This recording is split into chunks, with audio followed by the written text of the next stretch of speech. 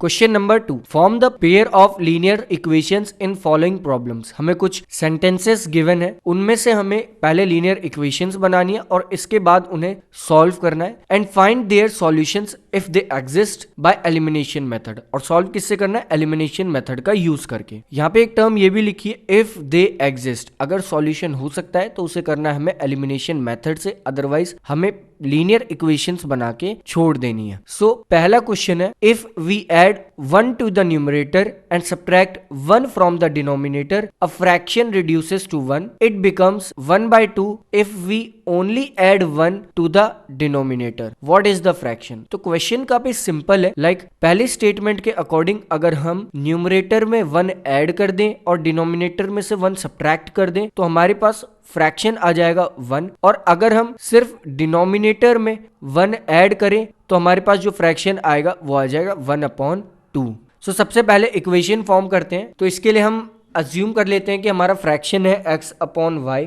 So first statement के according हम इस फ्रैक्शन में अगर न्यूमरेटर में 1 ऐड कर देते हैं और डिनोमिनेटर में 1 माइनस कर देते हैं तो वो आता है 1 के equal. So x + 1 upon y - 1 is equals to आ जाएगा 1 के equal. That is x + 1 is equals to y - 1। और जब हम इसे सॉल्व करेंगे तो आएगा x - y is equals to -2। इसके बाद दूसरी स्टेटमेंट के अकॉर्डिंग अगर हम न्यूमरेटर के साथ कुछ ना करें तो वो रहेगा x, और डिनोमिनेटर में 1 ऐड कर दें तो फ्रैक्शन बन जाएगा 1/2 के equal. So x upon y + 1 is equals to 1/2 हमारी दूसरी इक्वेशन के लिए बेस हो जाएगा। अब हम इससे इक्वेशन बनाएंगे। सो इक्वेशन हमारी बनेगी 2x is equals to y + 1 और इक्वेशन हो जाएगी 2x - y is equals to 1। अब हमें यहाँ एलिमिनेशन मेथड का यूज करना है और हम देख सकते हैं कि दोनों इक्वेशंस में y इजीली एलिमिनेट हो सकता है क्योंकि दोनों इक्वेशन में y के सामने सेम टर्म है और we can say same number है, दैट इज 1। इसके लिए अब हम दोनों इक्वेशंस को आपस में सब्ट्रैक्ट करेंगे। सो हम ऊपर लिखेंगे x - y is equals to -2, नीचे लिखेंगे 2x - y is equals to 1। इसके बाद नीचे वाली इक्वेशन को हमें करना है सब्ट्रैक्ट, तो नीचे वाली इक्वेशन के आगे सबके साइन चेंज कर देंगे तो हो जाएगा -2x + y और -1। सो x - 2x हो जाएगा -x, y से y एलिमिनेट हो जाएगा। इसके बाद -2 - 1 हो जाएगा -3। तो हम कह सकते हैं कि x आ गया हमारा 3 के इक्वल। अब इस x की वैल्यू को हम ऊपर वाली इक्वेशन में पुट कर देंगे तो आ जाएगा 3 - y is equals to -2। So -y is equals to -2 - 3 and -y is equals to -5। Minus से माइनस यहाँ हम कट कर देंगे तो y आ जाएगा y इज इक्वल्स टू 5। सो हमने देख लिया इस इक्वेशन का सॉल्यूशन था और ये सॉल्यूशन आया है कि x की वैल्यू आई है 3 एंड y की वैल्यू आई है 5। सो हमारा फ्रैक्शन हो जाएगा 3/5।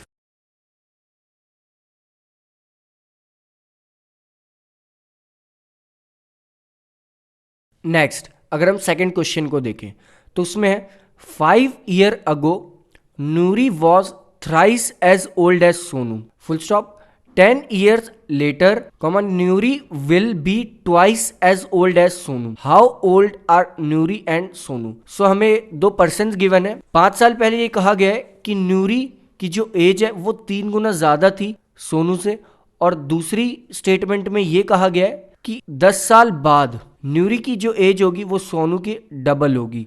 सो हमें नूरी और सोनू की एज यहाँ पे डिटरमाइन करनी है कि आपस में इन दोनों की एज क्या होगी। सो हम सबसे पहले नूरी की एज को x लेट कर लेते हैं और सोनू की प्रेजेंट एज को y लेट कर लेते हैं। तो नूरी की प्रेजेंट एज हो गई x और सोनू की प्रेजेंट एज हो गई y। आज से 5 साल पहले दोनों की एज होगी, दैट इज नूरी की होगी x - 5 और सोनू की होगी y - 5। और ये कहा गया था कि नूरी एक तरह से एल्डर है, तो हमें सोनू की एज को उसके इक्वल बनाने के लिए मल्टीप्लाई 3 की जो करनी होगी वो सोनू की एज में करनी होगी ताकि वो नूरी की एज के इक्वल हो जाए। सो ये इक्वेशन बनेगी x - 5 is equals to 3 multiplied by y - 5, that is x - 5 is equals to 3y - 15। So हम -5 को राइट साइड शिफ्ट कर देंगे तो इक्वेशन हो जाएगी x is equals to 3y - 15 plus y। इसके बाद हम -3y को राइट साइड शिफ्ट कर देंगे तो हमारी जो इक्वेशन हमें चाहिए वो मिल जाएगी। तो इक्वेशन होगी वो x - 3y is equals to -10। Next, अब हमें दूसरी स्टेटमेंट के अकॉर्डिंग पता है कि आज से 10 साल बाद जो नूरी की एज होगी वो सोनू की एज के डबल होगी। सो हमें सोनू की एज में 2 की मल्टीप्लिकेशन करनी होगी उस टाइम की एज पे, ताकि वो नूरी की एज के डबल बन सके और हम कह सके दोनों की एज इक्वल है। सो आज से 10 साल बाद नूरी की एज होगी x + 10 एंड सोनू की एज होगी y + 10। इसके बाद हमें पता है x + 10 इक्वल हो जाएगा 2 × y + 10। दैट इज जब हम इसे सॉल्व करेंगे तो आएगा x - 2y is equals to 10। तो दो इक्वेशन हमारे पास आ गई। पहली इक्वेशन है x - 3y is equals to -10 and दूसरी इक्वेशन है x - 2y is equals to 10। So अब हम इन दोनों इक्वेशंस को आपस में सब्ट्रैक्ट करेंगे, डायरेक्टली सब्ट्रैक्ट कर देंगे, हमें कुछ मल्टीप्लिकेशन की ज़रूरत नहीं होगी क्योंकि हम देख सकते हैं यहाँ पे दोनों में x एक ऐसा वेरिएबल है जिसके आगे सेम नंबर है, दैट इज़ वो 1 से मल्टीप्लाई हो रहा है। सो जब हम ऊपर वाली इक्वेशन को नीचे वाली इक्वेशन से सब्ट्रैक्ट करेंगे कुछ इस तरह से तो आएगा x से x डायरेक्ट एलिमिनेट हो जाएगा क्योंकि हम साइंस इंटरचेंज कर देंगे। नेक्स्ट, -3y + 2y हो जाएगा -y एंड -10 हो जाएगा -20। तो हम कह सकते हैं -y is equals to -20। So y यहाँ से आ जाएगा 20 के इक्वल। सो यहाँ से हमने y की वैल्यू तो फाइंड कर ली कि वो आ गई 20। सेम इसी तरह से हम अब किसी भी इक्वेशन में y की वैल्यू पुट कर देंगे तो x की वैल्यू भी आ जाएगी। लाइक इस बार हम सेकेंड इक्वेशन में y की वैल्यू पुट करेंगे तो आएगा x - 2 × 20 is equals to 10। That is x - 40 is equals to 10। x is equals to 10 + 40 that is x is equals to 50। So Noori की एज जो प्रेजेंट एज है वो आ जाएगी 50 एंड सोनू की जो प्रेजेंट एज है वो आ जाएगी 20। थर्ड क्वेश्चन अगर हम देखें तो वो है the sum of the digits of a 2 digit number is 9। Also 9 times the number is twice the number obtain by reversing the order of the digits, find the number. तो सबसे पहले हम इन दोनों स्टेटमेंट्स को समझने की कोशिश करते हैं कि इन दोनों स्टेटमेंट्स में क्या कहा गया है। सो पहली स्टेटमेंट में ये कहा गया है कि the sum of the digits of 2 digit number is 9, कि अगर हम कोई 2 डिजिट का अगर नंबर ले तो उनके डिजिट्स को ऐड करें तो वो नंबर आता है 9। सो हम अज्यूम कर सकते हैं कि हमारे पास एक 2 डिजिट का नंबर है दैट इज xy। तो हम जब x और y को ऐड करते हैं तो वो आता है 9।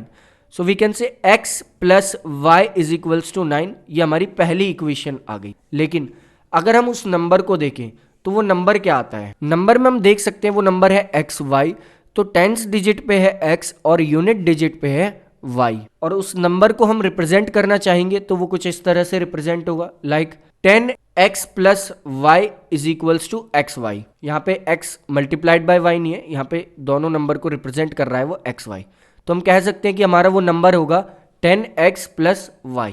इसके बाद क्वेश्चन के अकॉर्डिंग ये कहा गया है कि क्वेश्चन में हमने उन नंबर्स को रिवर्स कर दिया, तो रिवर्स कर दिया तो वो बन जाएगा yx के केस में वो नंबर हमारे पास हो जाएगा 10y + x। तो दो नंबर हमारे पास आ गए, एक xy था जब तो तब था हमारे पास वो 10x + y, और जब हमारे पास वो yx है तो वो है 10y + x। अब देखते हैं क्वेश्चन में क्या इंपॉर्टेंट चीज़ एक्सप्लेन करी गई है। क्वेश्चन की जो स्टेटमेंट है उसमें ये कहा गया है कि जब इस नंबर को रिवर्स कर दिया जाता है तो ये जो नंबर है ये नंबर पहले नंबर के इक्वल तब होगा जब हम पहले नंबर में 9 की मल्टीप्लाई करें और इस नंबर में 2 की मल्टीप्लिकेशन करें। यही हमें स्टेटमेंट में कहा गया है। सो हम कह सकते हैं कि 9 × 10x + y is equals to 2 × 10y + x। So जब हम इसे सॉल्व करेंगे ये आएगा 90x + 9y is equals to 20y + 2x, और जब हम इसे सॉल्व करेंगे तो ये आएगा 88x is equals to 11y। That is 8x is equals to y, और we can say 8x - y is equals to 0। So दो इक्वेशंस हमारे पास आ चुकी हैं यहाँ पे। पहली इक्वेशन हमारे पास है x + y is equals to 9 and दूसरी इक्वेशन है हमारे पास 8x - y is equals to 0। So हम यहाँ पे y को काफ़ी इजीली एलिमिनेट कर सकते हैं। सो एलिमिनेट हम कुछ इस तरह से करेंगे, that is x plus 8x हो जाएगा 9, इसके बाद y से y कट हो जाएगा, इज इक्वल्स टू 9 प्लस 0 हो जाएगा 9। So 9x is equals to 9, so x आ जाएगा हमारा 1। इसके बाद हम x की वैल्यू पहले इक्वेशन में पुट कर देंगे तो y की वैल्यू आ जाएगी हमारी 8। सो हमारा वो नंबर हो जाएगा 18 यानी कि 18। Next question number 4। So question is Meena went to bank to withdraw ₹2000 full stop. She asks the cashier to give 50 and 100 rupees notes only. Meena got 25 notes in all. Find how many notes of 50 and rupees 100 she received. So question में statements काफ़ी simple given है। ये कहा गया कि Meena bank गई 2000 रुपये withdraw करने के लिए। वहाँ पे उसने कैशियर से कहा कि उसे सिर्फ 50 और 100 रुपीज़ के नोट्स ही चाहिए, और इसके बाद मीना ने देखा कि उसके पास ये टोटल 25 नोट्स आए, दैट इज़ 2000 रुपीज़। सो हमें ये बताना है यहाँ पे कि उसके पास ₹50 और ₹100 के कितने नोट्स आए। सो हम मान लेते हैं कि उसके पास जो ₹50 के नोट्स आए हैं उनकी क्वांटिटी है x, और ₹100 के जो नोट्स आए हैं उनकी क्वांटिटी है y। So we can say x plus y is equals to 25। ये हमारी पहली इक्वेशन हो जाएगी क्योंकि टोटल 25 नोट्स मीना के पास आए हैं, दैट इज 50 रुपीज़ के और 100 रुपीज़ के। और दूसरी इक्वेशन हमारे पास हो जाएगी 50x plus 100y is equals to 2000, यानी कि 50 रुपये के जो नोट्स थे मल्टीप्लाइड बाय कितने वो नोट हैं, प्लस 100 रुपीज़ के जो नोट्स थे मल्टीप्लाइड बाय कितने वो नोट्स हैं, इज इक्वल्स टू 2000। नेक्स्ट, अब हमारे पास यहाँ दो इक्वेशंस आ चुकी हैं और हम किसी भी एक वेरिएबल को यहाँ एलिमिनेट कर सकते हैं। सो हम अब पहली इक्वेशन में ऐसा नंबर मल्टीप्लाई करते हैं जिससे कि हम कुछ एलिमिनेट कर सके।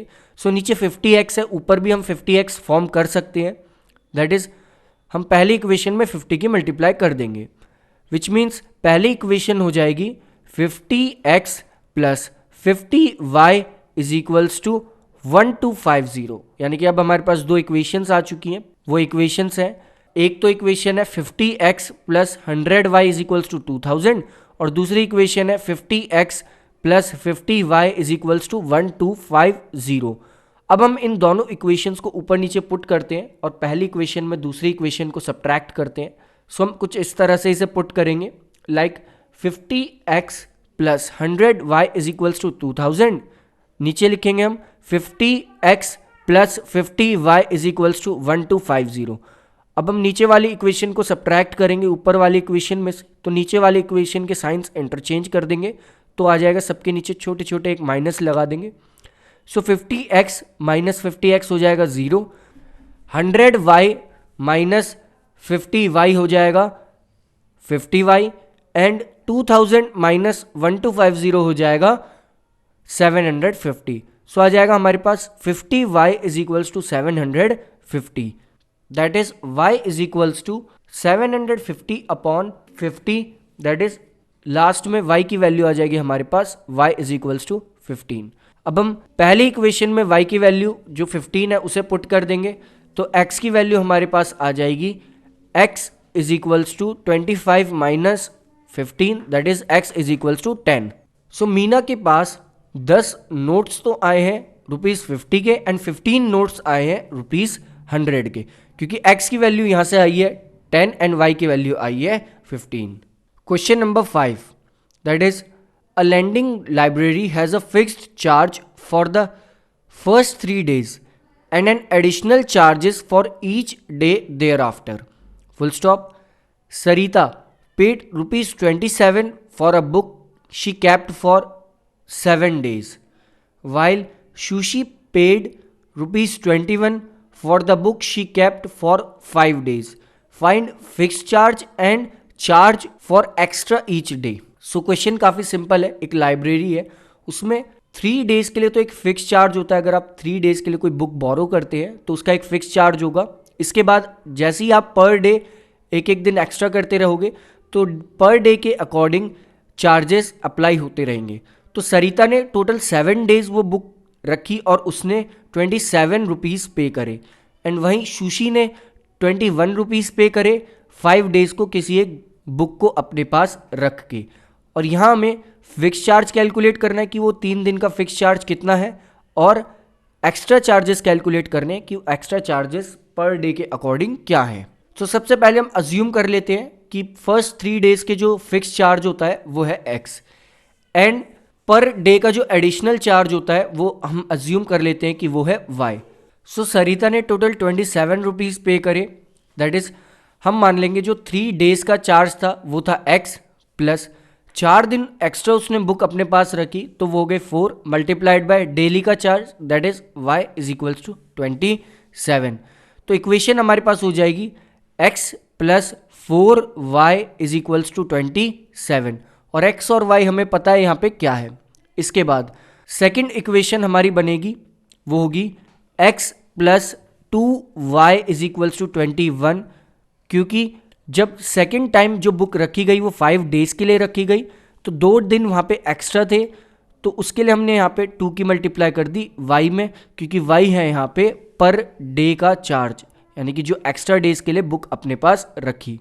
x था यहाँ पे फिक्स चार्ज जो कि वो 3 डेज का था, 3 डेज का एक ही बार चार्ज लगता है।